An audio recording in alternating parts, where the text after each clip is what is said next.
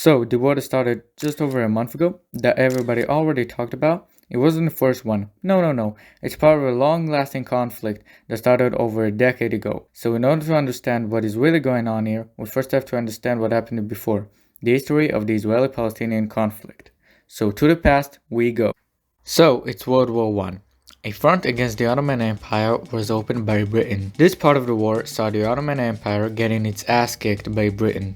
During the military campaign, the British Empire captures the area, which we call today Israel. Also, during this time, the British Empire called for the establishment of a Jewish state that will be a home for the Jewish people in Israel. After the First World War, the Middle East was divided between France and Britain. Israel was included in the area controlled by Britain, and saw the establishment of a temporary British mandate over Israel. This will later become a chaos for Britain, which they will seek to solve in the following years. During the British mandate over Israel, many Jews immigrated to Israel, creating communities of people. It's also during this time that Jewish military organizations were formed to protect these small communities against Arab attack. After Arab outcry, Britain tried to limit the amount of Jews which emigrated to Israel unsuccessfully. This created tensions between Britain and the Jewish people.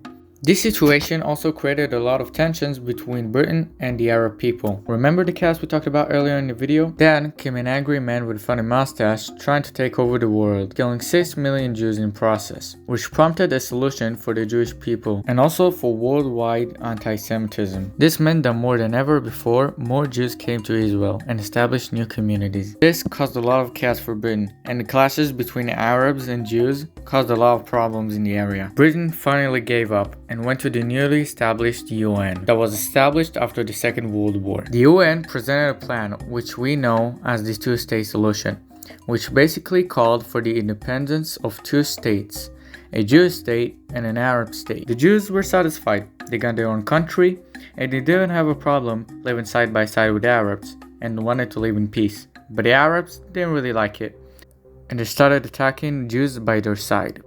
These clashes will later become a full-on war between Arabs and the newly created Jewish Israeli state. This war saw the fighting of Israeli militants, which later formed into the IDF against Arab rebels and later Arab states, which wanted the annihilation of the Israeli state. Israel shocked everybody by actually winning this war and securing the border.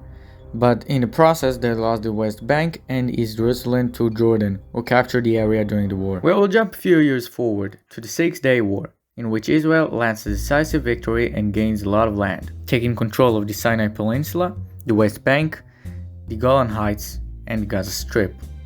The two most important parts for the Israeli-Palestinian conflict are the West Bank and the Gaza Strip.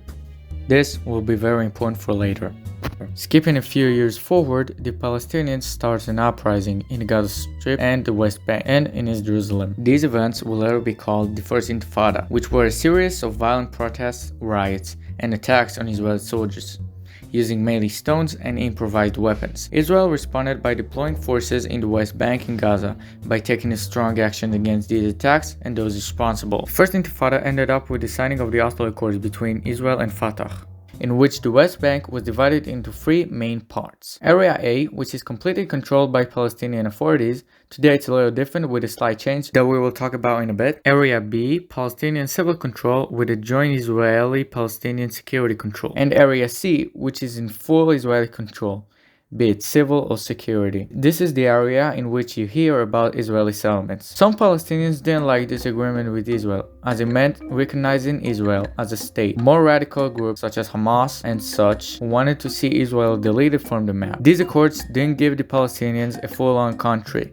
but rather a small authority to run the A and B areas of the West Bank. This reality meant that a new Palestinian uprising would come very soon. And so it did. Suicide bombing, terror attacks, making buses go kaboom, and much more. The Second Intifada began. The Second Intifada was way more deadly than the previous one, and involved more proper weapons. It started with the Western Wall tunnel riots started by Palestinians after Yasser Arafat called for a riot amid its opening to Israeli civilians. This riot saw 17 IDF soldiers and 100 Palestinians dead and marked the start of the Second Intifada. This Intifada started with violent riots and evolved into guerrilla warfare, terror attacks, and suicide bombings on Israeli civilians. This escalated the place to the point of getting the Oslo Accords essentially cancelled and meaningless. Israel, in return, started Operation Defensive Shield and later Operation Determined Path, in which Israel regained military control over the A areas, which were fully controlled Palestinian authority areas, and still to this day conduct small operations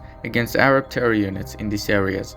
This is also the change we talked about earlier. These operations, coupled with Yasser Arafat's death, caused a reduction in terror attacks on Israeli civilians. This Intifada ended with the Israeli disengagement from Gaza, in which Israeli forces and citizens were withdrawn from the area. In Gaza, elections were held, which saw almost 50% of Gazans voting for Hamas, which later took full control of the Gaza Strip in 2007, killing all Fatah members. Hamas then, in 2008, started firing rockets at Israel, starting with a very short-range Qassam and Grad missiles, and evolving from there. They also took hostage soldiers, mainly Gilad Shalit, who was later released in a prison exchange. Israel went on a couple of operations in order to deal with the missile threats from Gaza fired by terror organizations, mainly Hamas. In response to rockets fired at Israel, Israel started developing an anti-missile system. You might have heard of it. It's called the Iron Dome. This anti-missile system saw great success, having intercepted approximately 90% of missiles headed towards Israeli citizens. Gilad Shalit was later released in a prison exchange, with over 1,000 terrorists released from Israeli prisons, with some becoming leaders in Hamas, such as Yahya Sinwar. Operation Protective Edge saw the last major ground offensive in Gaza, as Israel was confident enough in the Iron Dome system. Later, there will be a couple of small operations, which involved Hamas and other terror organizations firing rockets at Israel, and the IAF attacking in Gaza. So now, we arrive at the present. I hope you understand this conflict more and enjoy the video. Please subscribe and like the video to show us the support we need in order to continue releasing these videos.